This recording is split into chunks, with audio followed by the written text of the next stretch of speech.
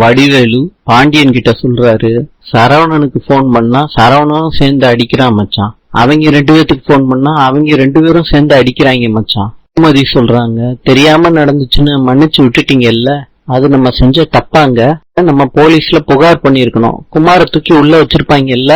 Poomathi, inspector எனக்கு தெரிஞ்சவர் தான், நான் போய் எப்படியாவது கூட்டிட்டு வந்துடுறேன். கிளம்புனதுக்கு அப்புறம் எழுத்த வீட்டுக்காரியோட சண்டை கிண்ட போட்டுறாங்க. வடிவேலு வா போலாம் என்ன வடிவேலு கூப்பிடுறாரு. அப்ப சக்திவேலு, இந்த நன்றி கெட்டவன வீட்டுக்குள்ளேயே சேர்க்க கூடாதுன்னு அப்படின்னு சொல்றாரு. சக்திவேலு சொல்றாரு, அந்த ரவுடி பையில மீட்டுட்டு வர போறீங்களா? எப்படி மீட்டுட்டு வரீங்கன்னு நாங்களும் பாத்துறோம். பாண்டி, இவங்களோட அப்பா நானு, இன்ஸ்பெக்டரை பாக்கணும். பையனா? ஆமா சார்.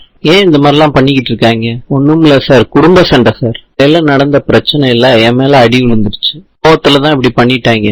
மூத்தமானுக்கு கல்யாணம் வச்சிருக்கு சார். சின்ன பசங்க சார், ஏதாவது பார்த்து பண்ணுங்க சார். வாங்கினவன் கம்ப்ளைண்ட் கொடுத்திருக்கான். நேர்ல பார்த்த சாட்சிய வேற வந்து சொல்லிட்டு போனாங்க. எஃப்ஐஆர் போடுறத தவிர வேற வழி இல்ல பாண்டியன். நீங்க கோர்ட்ல பாத்துக்கோங்க சார். இது சாதாரணமான சண்டை தான் சார். ஏதாவது வக்கீல பாருங்க, என்ன பண்ண முடியும்னு பாருங்க. நான் எதுவும் பண்ண முடியாது. என் பசங்க கிட்ட பேசிக்கலாமா?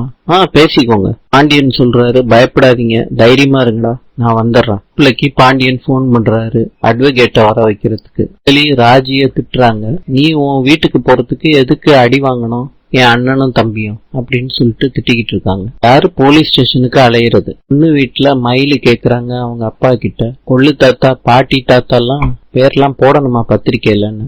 ஆமாமா, போட்டுதான் ஆகணும். சம்மந்தி வீட்டுக்கு போன் அடிச்சு கேட்போம் அப்படின்னு சொல்றாங்க. பூமதி போனை எடுத்த உடனே அழுகுறாங்க.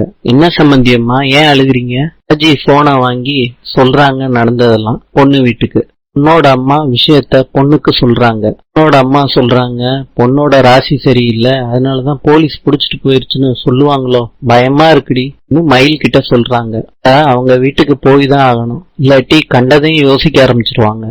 ராஜியும் போலீஸ் ஸ்டேஷனுக்கு வர்றாங்க. பாண்டியன் கூட்டிட்டு போய் பேச வைக்கிறாரு. பார்க்கலாம். இன்று ஆப்கானிஸ்தானின் தலைநகரம் காபூல். நாளை சந்திப்போம்.